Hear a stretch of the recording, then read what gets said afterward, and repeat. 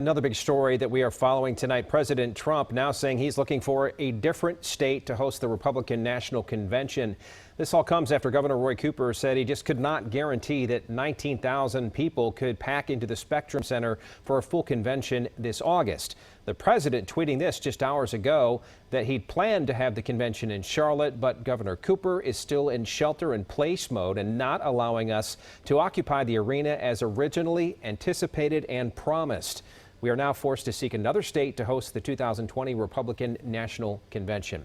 Governor Cooper responded with this tweet. This is all tonight, saying, quote, "We've been committed to a safe RNC in North Carolina, and it's unfortunate they never agreed to scale down and make changes to keep people safe.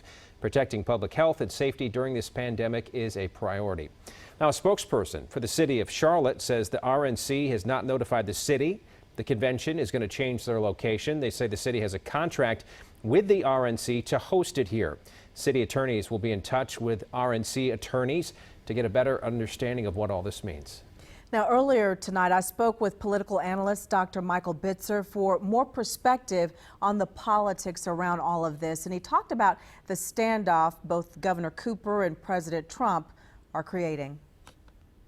It's almost as if the two sides are talking past each other.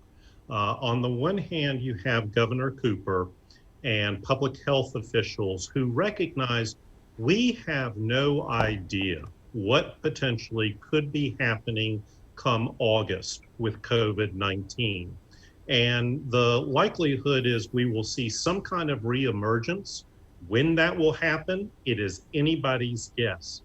On the other hand, you have the Republicans, particularly President Trump, but also the party chairwoman, saying, well, if you can't guarantee us a full-fledged convention, we'll go elsewhere. And I think the two sides, it seemed like they were both working together, particularly the host committee and the governor's office, until the president stepped in last week. So we've got a lot of mixed messages coming from one side of the aisle, the Republicans, but the governor has been pretty assured in saying we cannot foresee a possibility of hosting such a large event in this time of uncertainty.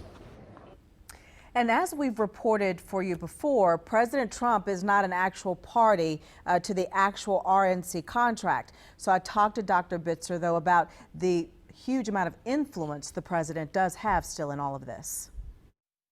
The head of the Republican Party is President Donald Trump.